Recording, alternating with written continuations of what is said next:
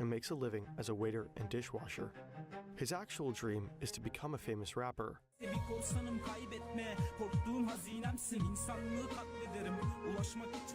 He never makes it big, but he makes some contacts in the Turkish rap scene. In July 30th, the game that stole $130 million.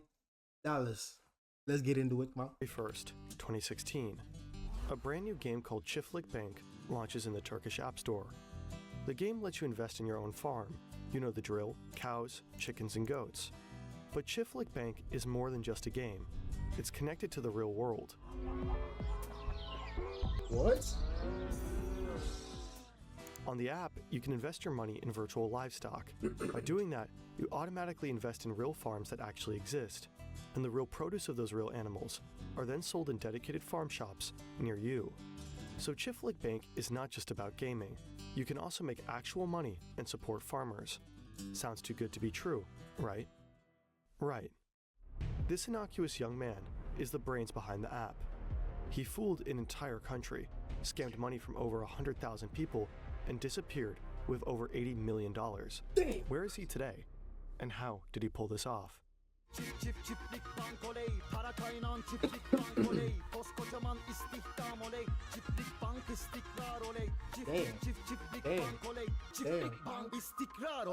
Damn. Yeah, boy. We came across the Çiftlik Bank fraud through this article by journalist Paul Osterland. He did an incredible job in researching the whole story. You'll find the link to the article in the description. Mehmet Aydin grows up in Bursa. That's a major city in northwestern Turkey. His background is humble.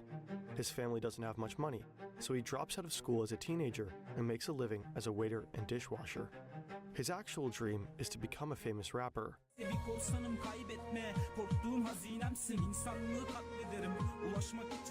He never makes it big, but he makes some contacts in the Turkish rap scene and meets an online game designer.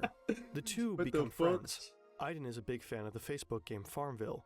In 2016, he and his new buddy team up in his basement apartment to co-develop a Farmville clone. They call it Çiftlik Bank. That's Turkish for farm bank. How? Are the they game coders is an or some instant shit? hit. It attracts 50,000 active players within less than 8 months. But how? The idea is simple. Wait. How? How? Was this nigga coding or something? Was he like a computer engineer, computer science? Like, who the niggas that do the apps and stuff? How? Bro, how did he just make an app in a basement one day to this level to steal $130 million? Hello? Kidding me? You start and manage your own farm. You use gold as a currency to buy animals, like chickens, goat, cattle, and bees. You earn cash back by selling the honey, eggs, and milk that your animals produce. You can then use the profits from these sales to buy more livestock, and so on. You can also pay real money to buy virtual gold and run your farm. And that's not just some pay-to-win model. If your farm does well and you make some proper virtual gold, you can exchange your virtual proceeds back into real money. Aydin has a groundbreaking idea. The money that players pour into the game will be invested in real livestock operations, and the profits from these real farms and products will flow back to the players. So Çiftlik Bank becomes a hybrid form between a video game and a crowdfunding platform for Turkish agriculture. Investments like these are in high demand at the time. Turkey's agriculture is struggling due to a number of factors. More and more products have to be imported. But Çiftlik Bank suddenly gives people a chance to directly support the country's entire farming sector. It all sounded way too good to be true, and it shows just how hard it can be to realize you're being thoroughly screwed and rubbed. Imagine you're sipping your morning coffee when you get an email confirming a purchase you never made. Panic sets in. You've been hacked. Your personal data can easily be stolen and misused. So-called data brokers collect and sell your details, from your name and address to your browsing history and even your online payments. Next thing you know, you're bombarded with spam calls, phishing emails, and in the worst case, unauthorized charges. Stress levels rise as you try to secure your accounts and reclaim your identity. It's a nightmare scenario that can happen to anyone. Incogni protects. In early 2017, Aydin goes on to launch the first 2 real-life farms near his hometown. He's hosting huge opening ceremonies. They're attended by a district governor and a local mayor. Aydin is a pop star at those events, attended by a district governor and a local mayor. He's Aydin is a dumbass. pop star at those He's events. stupid. Bodyguards have to shield the successful entrepreneur from his fans. Right from the beginning, Aydin's project is supported by some influential people. This commercial features the famous Turkish TV actor Mehmet Çevik. Yılma ve asla yorulma. Çevik also acts as the company's press consultant. Within a year, more than 100 of these farm bank shops pop up throughout the entire country. They sell the products from the Çiftlik Bank operations. Here you can see cheese, honey, and sausages with the logo. Çiftlik Bank players receive 5% of their profits in vouchers for these shops. You can choose the products in-game and pick them up at the nearest location. What? The rest of the profit is supposed to be real money. Say a player pays around $4,200 to buy 3 virtual beehives. Oh, this He shit makes is crazy. $840 per month off his bees. Yo, this shit is crazy. He's running like a mini Amazon Prime, Amazon Fresh little stores. He's got that in wherever the fuck he at. It's crazy. So within 1 year, our online beekeeper racks up profits worth over $5,800. At its peak, Çiftlik Bank has over 500,000 active players. More than 130,000 people invest their actual money.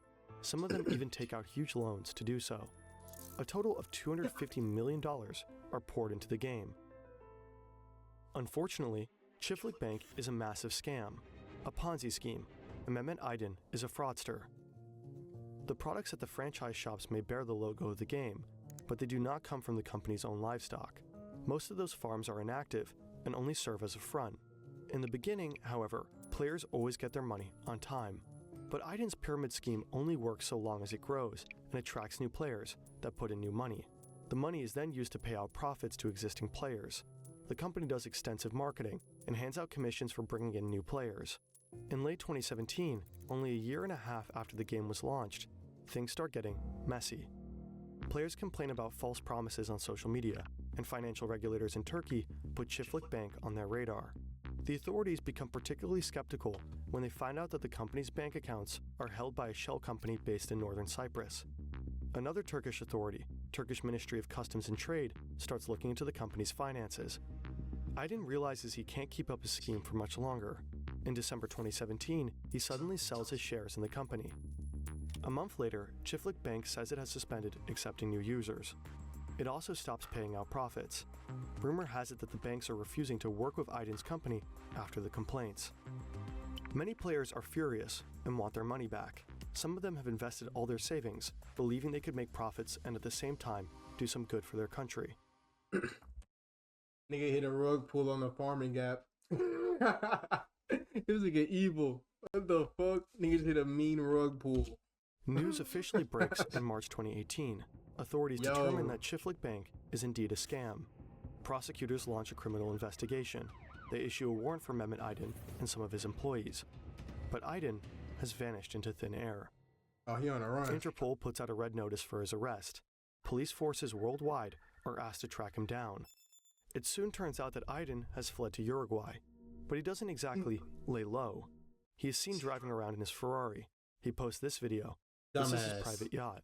To pay for all this, Aydin stole millions from Çiftlik Bank users, and he's been doing so long before running off to Uruguay.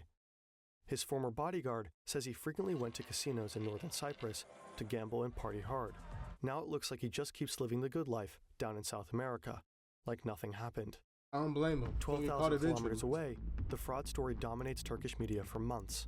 Angry players raid one of the real farms and try to load the animals onto trucks. Aydin plays the victim and blames the Turkish state. He says he couldn't pay his players because authorities seized his company's assets. His former partners are busy apologizing to the Turkish public.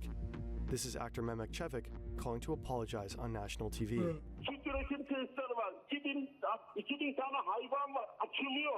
Then the buzz around Aydin slowly fades away. In January 2020, private investigators figure out that Aydin may be hiding out in Brazil.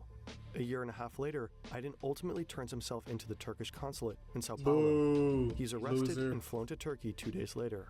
A mob of journalists is waiting for him when he arrives in Istanbul. He gave up He's all that taken to money court on. shortly after. Mehmet Aydin and his accomplices are facing long prison terms. And by long, we mean really long. Aydin is looking at a total of 89,000 years in jail. His Ferrari and yacht have been seized by authorities in Uruguay. he fled with $80.5 million, 322 million lira, in cash. He returned with just $13 in his wallet.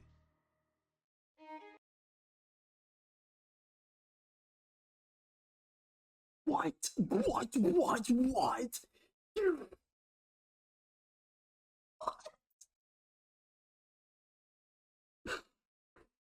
Hey, it might be the worst scammer in the history of scammers. Bro, this man ran up 130 million dollars. Left with 80 some million, he just said. Turned himself in, and when he returned, he had 13 bucks. Hey fam. I don't know if the narrator of this video skipping out on it. A lot of important details, but man, this nigga dumb. Hey, this nigga dumb. This nigga dumb, bro. He dumb. He's dumb. It's absurd that Aydin was able to embezzle hundreds of millions of dollars in such a short time, while no one really questioned his rather unconventional business model. An entire nation believed in the seemingly groundbreaking idea of the seemingly innocent, boyish man. Supporting your country's economy by gaming and getting rich along the way sounded like a tempting offer, and many people blindly accept it. The golden rule of too good to be true holds true yet again. Yo, crazy.